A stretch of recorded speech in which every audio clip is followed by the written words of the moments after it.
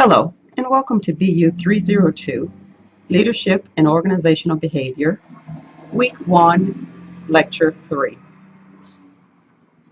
Lecture 3 focuses on the interaction of people within organizational structure. During this lecture, we will discuss ways in which people exist and interact within organizations.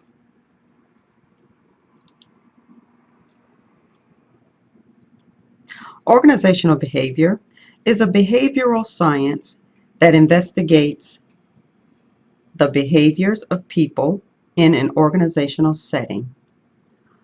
According to the authors of your text, the fundamental purpose of OB is to explain, predict, and influence or control behavior. OB seeks to improve productivity, satisfaction, and effectiveness. OB studies people on 3 levels: the individual, the group, and how organizations design and structure work to achieve goals. Information that is gathered from the study of people and processes is used to understand behavior, to improve productivity, to improve satisfaction, and the organization's effectiveness toward achieving the organization's goals and objectives. Investigating why people act the way they do is not always easy. In this effort, OB borrows from 5 disciplines. These disciplines are psychology, sociology, social psychology, political science, and anthropology. So, let's take a closer look at each of these disciplines. Psychology is the study of individual behavior. Psychology's contribution to OB is through its study of individual personality, perception, motivation, and job satisfaction. Sociology is the study of people's relationships with each other. As it applies to OB, sociology includes group dynamics, communications, power, and conflict.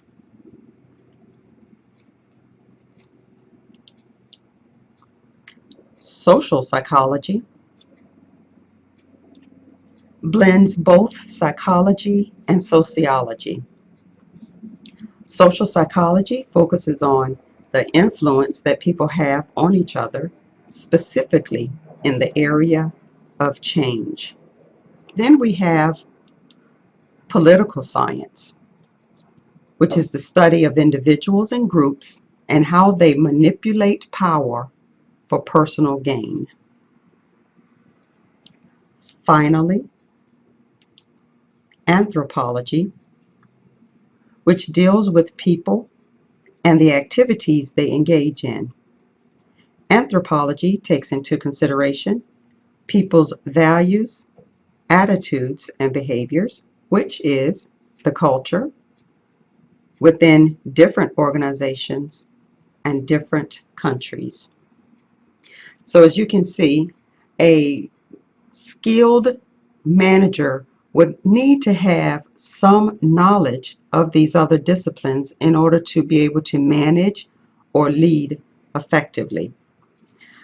You may find in your organization, and you may find this to be true, everyone who is hired as a manager or leader is not necessarily a manager or a leader. In other words, they do not have the skills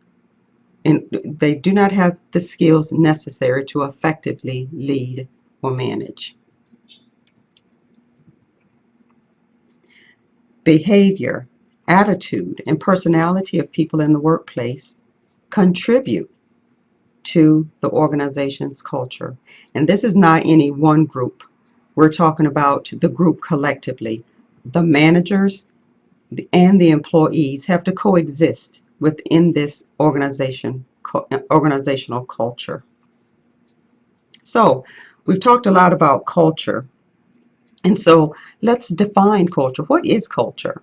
Well, culture is the shared beliefs and norms that bind people together. We may find cultures in organizations. You may find cultures even within your home, within your family, if you think carefully about it, being the shared beliefs and norms that bind people together. Visible signs, which are called artifacts of a culture, can be seen in art, it can be seen in clothing, in food, and customs. Values are lasting beliefs that those in the environment hold dear.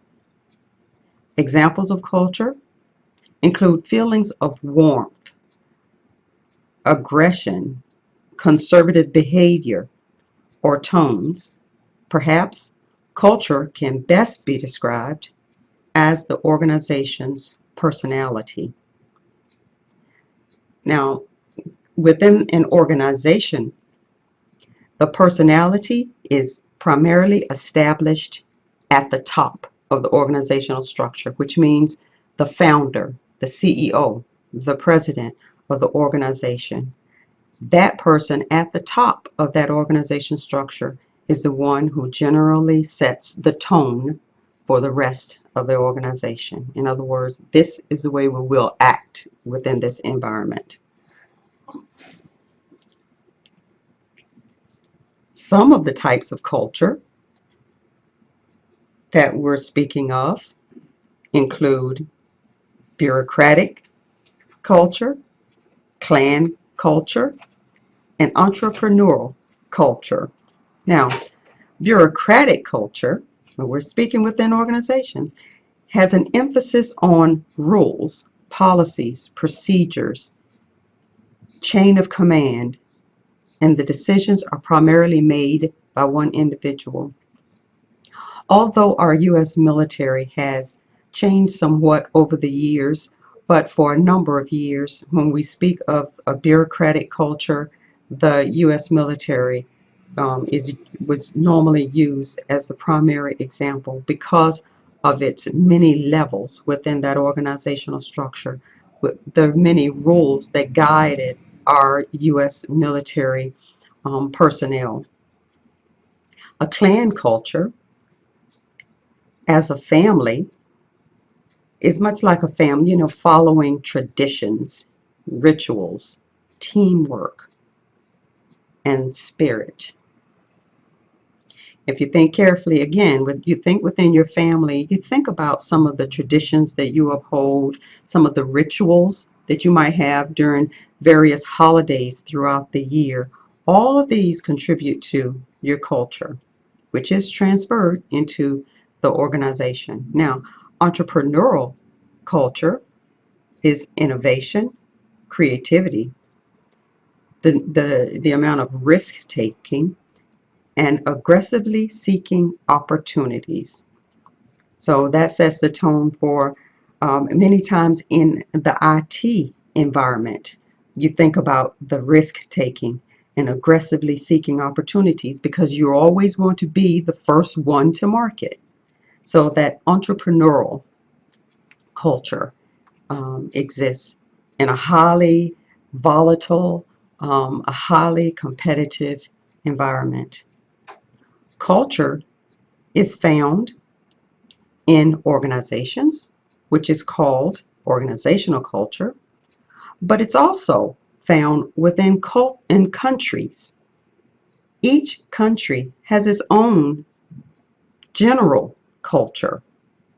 Now, if that makes sense, the United States has its own general culture, the way that we do things within the United States. Our flag is considered an artifact of our culture, but within the United States, all of the different segments, even the states within the United States have culture. You can break that down even further. Cities have their own cultures.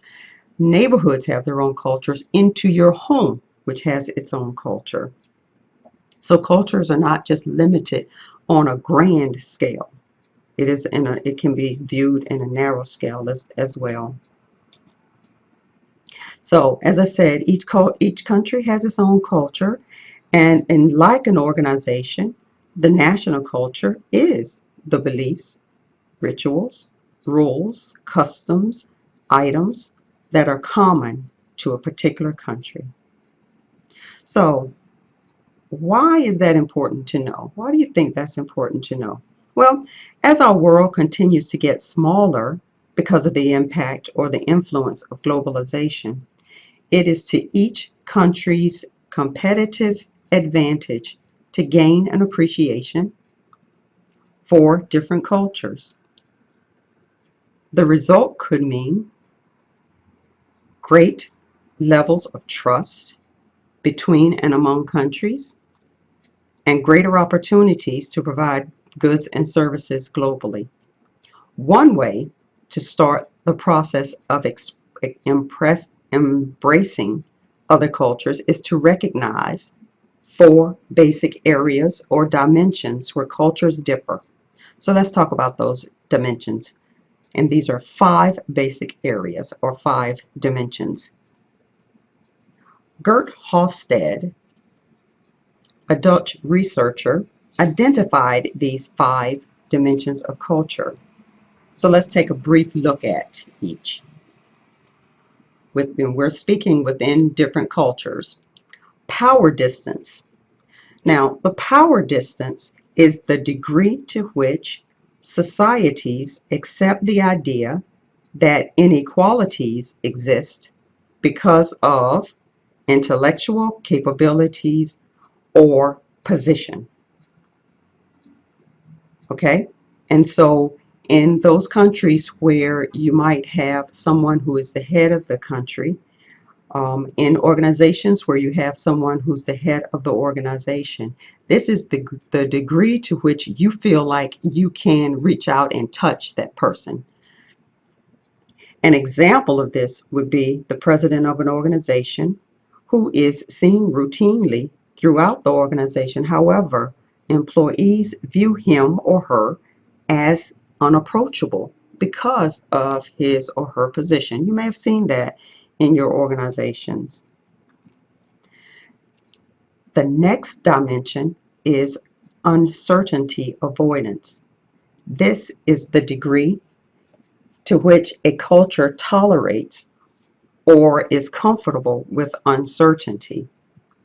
Members of this culture are more concerned with what makes them feel secure. People within this sort of culture avoid conflict. They do not like the unexpected. They like to know what is coming next. As I said, they like to feel secure. No surprises. Then we have individualism and collectivism. Individualism signals that a country's primary concern is itself. I is more important than we. Now, a little bit of information. The United States is considered an individualistic country.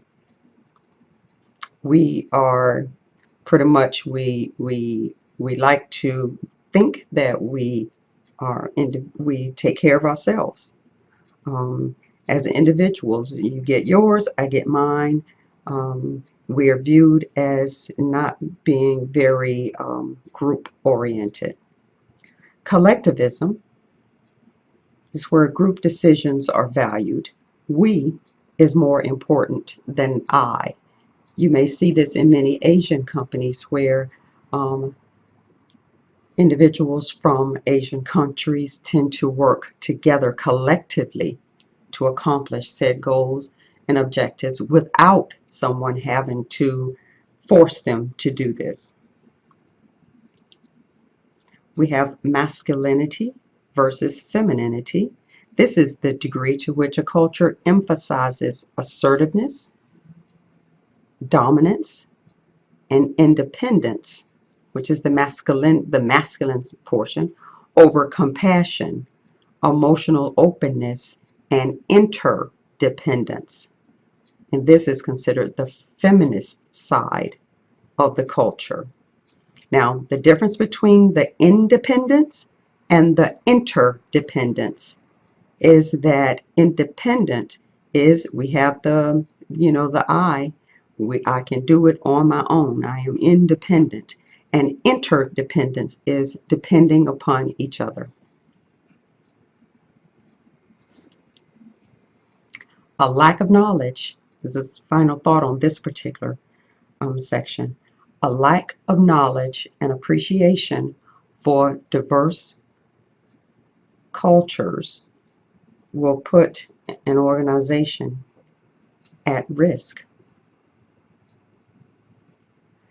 So you may have concluded by now, as I said, that a lack of cultural diversity within organizations locally or around the globe has a profound effect on the organization. Many times, managers not understanding or appreciating diversity has a profound effect on the culture. If it has an effect on the culture, it then has an effect on the personalities and behaviors of the employees. Back to what we stated in Lecture 2, during the behavioral era, Elton Mayo and his colleagues found that when you treat people as human beings, when you allow people to contribute to portions that affect them in the organization, it enriches the culture and makes it a strong culture.